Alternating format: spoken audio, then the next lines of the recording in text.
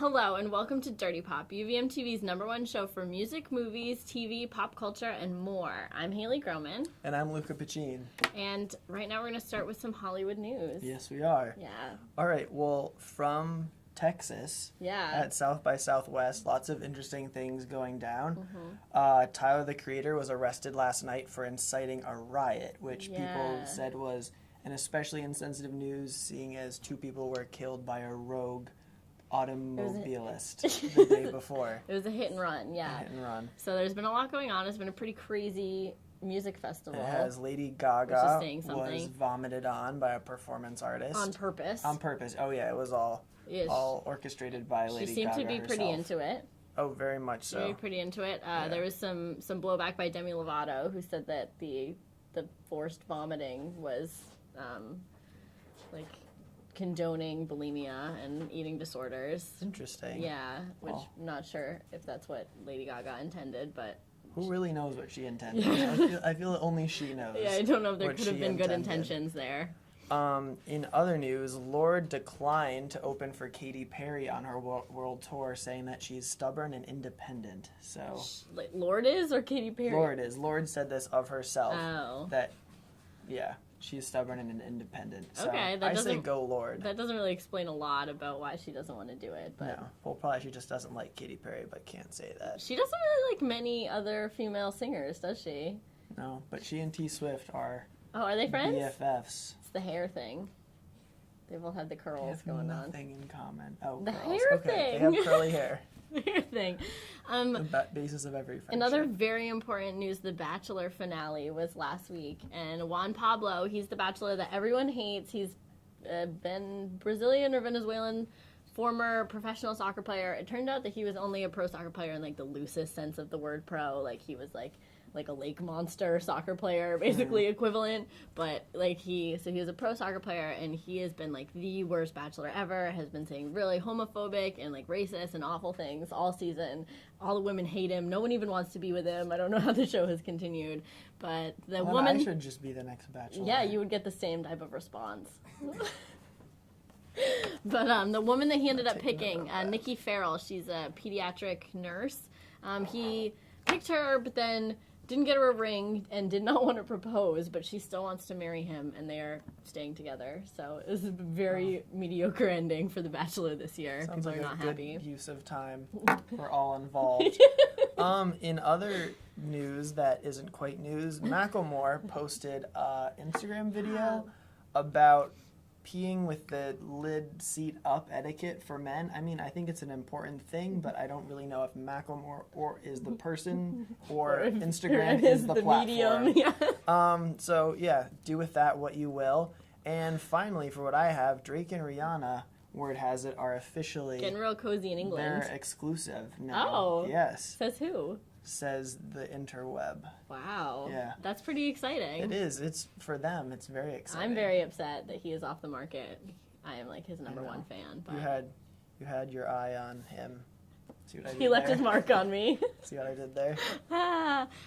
In other really quick news, Zac Efron told a magazine that he was up for more High School Musical, and they had been talking about a reunion.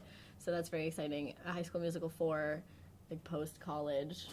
We could really go a lot of ways with that, so that would be very exciting. Post-grad musical? Yeah. The story of my life. Just regular life musical. And Miley Cyrus got a new tattoo. It is the crying cat emoji on her little inner lip thing there. That is. I have an inner lip tattoo. Yeah, what is it? What is it of? It says Drake. Oh, that's cool. Congrats. Thanks. It's almost as good. But, so that's pretty much everything that is going on in the world at all. So you are welcome for that type of news. Oh, and one other thing. We are very fortunate today to have a guest in the studio. I'm sorry, what's your name? My name is Jack Bagg. Jack, do you want to come on? Oh, okay. Camera's coming to you, Jack. Our special guest, Jack. That's the face of the future of UVMtv. Yeah. So look out for him in the future. look out for him. Coming up next, we're going to do Coolest Famous Siblings with Allie and Joe, so stay tuned. Stay tuned.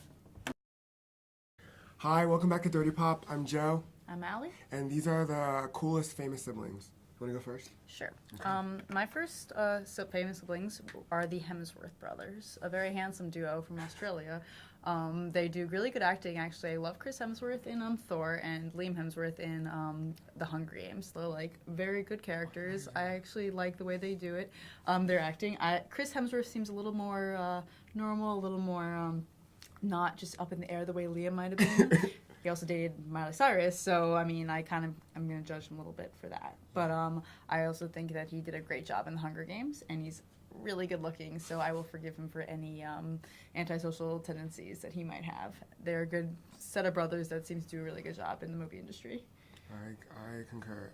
Chris is really cute with his daughter as well, so I appreciate that. My first cool siblings are Beyonce and Solange Knowles. Beyonce is the queen. Endgame, end of story, and Solange is really cool. She broke up with her boo. She still has her baby. She's a great mom. So Blue Ivy and Solange's daughter hang out all the time, which is really cool. They're always supporting each other, so I'm all about it. Yeah.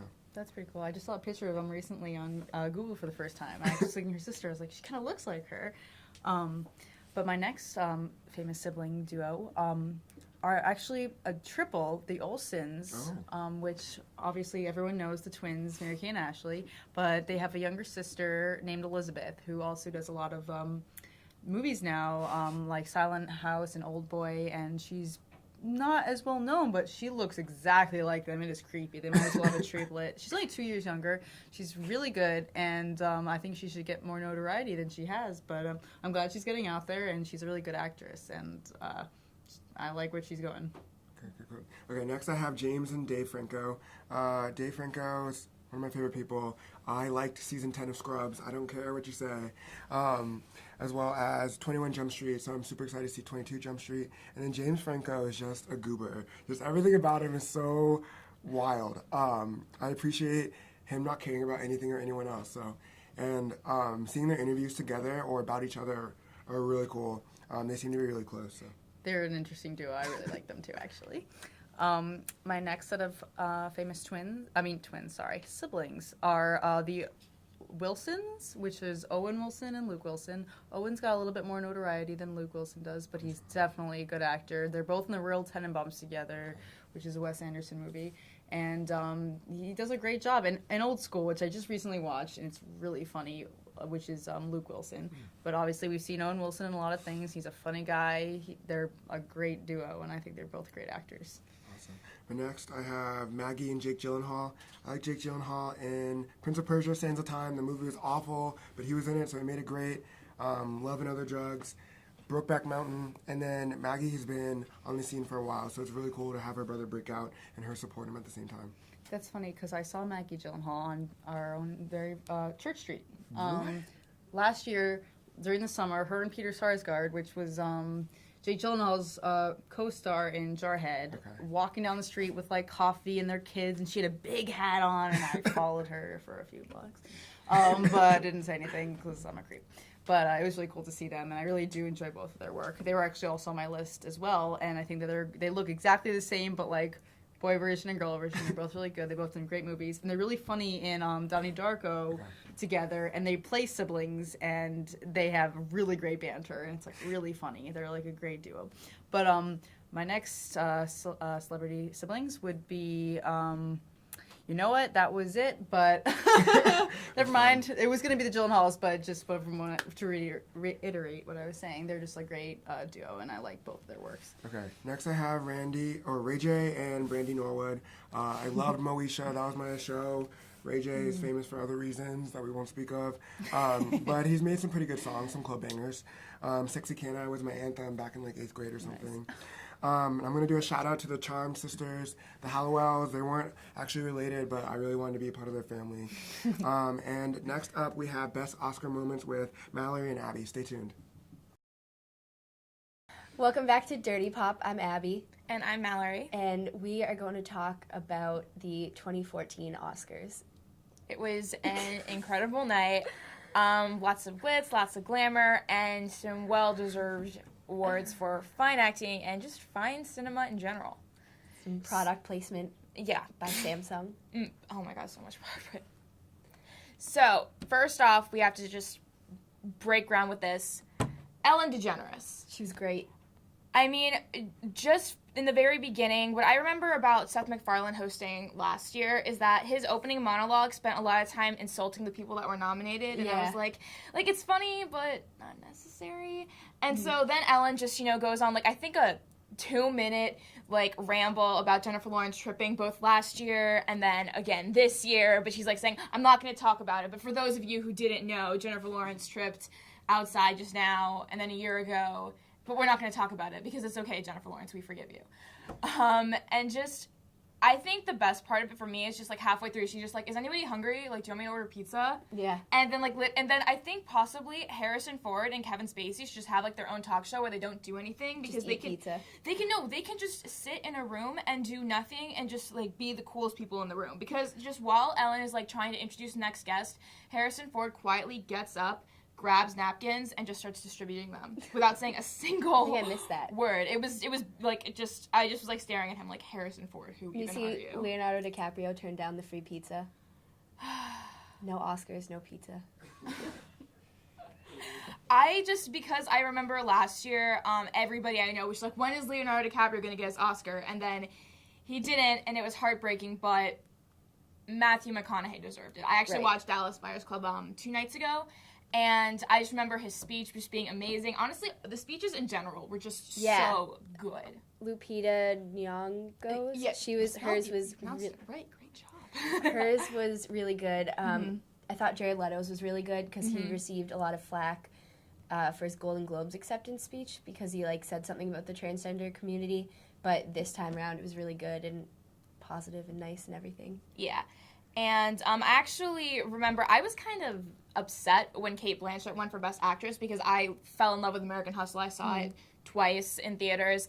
And so I thought that Amy Adams was just, going to win by a long shot. Except I was well, if it went to Sandra Bullock for Gravity, that'd be one thing. But, Amy Adams, Gravity. You did? I hated Gravity. It was not, it was there were good effects, but that was it. It was fair. Overacted. It was really cheesy. I don't know. Fair. Okay, that's fair. Then definitely Amy Adams should have won. So when Cate Blanchett won, I was that's insane. But then she made this great speech about women in film and how people should focus more on feminism in the media. And I'm you know what? You are using your win for good, not evil. I am proud of you. I am okay with this.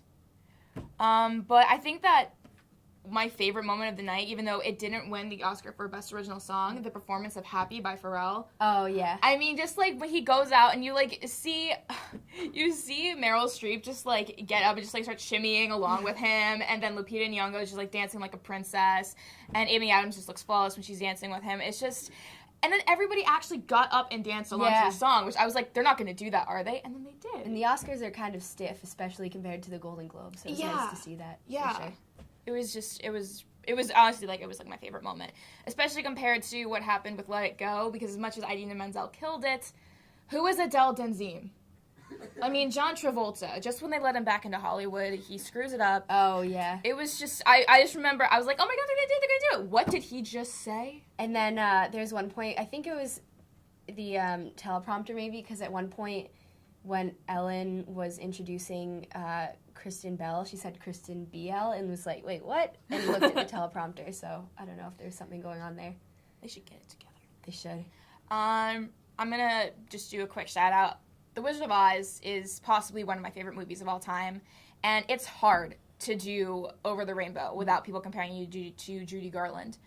And I think Pink killed it. Especially with Liza Minnelli in the audience. Exactly. With her, well, not even just her, but her other 2 kids were in the audience too. Oh, okay. So it's you really do want to kill it. Right. And she did. And when they started montaging scenes from the movie in the background, I was just kind of I think Pink was a really good choice for that too. Yeah. She has such a strong voice. I love her. She's great. And last but not least, they do this a lot during the Oscars. They have these different tributes to different types of genres. They had one for animation, one for fantasy, one dedicated just to heroes. And just hearing the music from my childhood and seeing Harry Potter flying around and looking at Wendy from Peter Pan getting pixie dust sprinkled onto her. I mean, my heart was just like soaring. There were Yeah. so many times that I teared out of happiness while watching the Oscars. I just really liked the speeches. I thought they were all really well written, but long, and there was never any cutoff music. Which Yeah, was they interesting. had cut off music for one person who really didn't go that long. But I remember when Jared Leto went up there, I was like, oh my god, he's been talking for like a minute and a half. They're Yeah. gonna cut him off. Please don't cut him off. And then they didn't. And I They was didn't. so happy. It was a good night. Yeah, it was a great night.